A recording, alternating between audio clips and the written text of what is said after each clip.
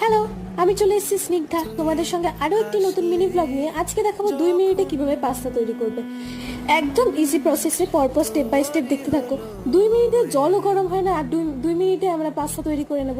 চলো দেখা যাক। পাস্তার প্যাকেটটা নিয়েছিল 35 টাকা, আর এর মধ্যে অনেকটাই থাকে। একজনের খাওয়ার মতো এটা পারফেক্ট, বাট দুজন শেয়ার করে খেতে পারবে না। দেখো তোমাদের সঙ্গে শেয়ার করে দিলাম। দু চোখে বেশি বাহারি ডাক টিকিট দু চোখে আঁকলো শীত বাহারি টিকিট আর সে রোদের চিঠি পাঠালো পিয়ন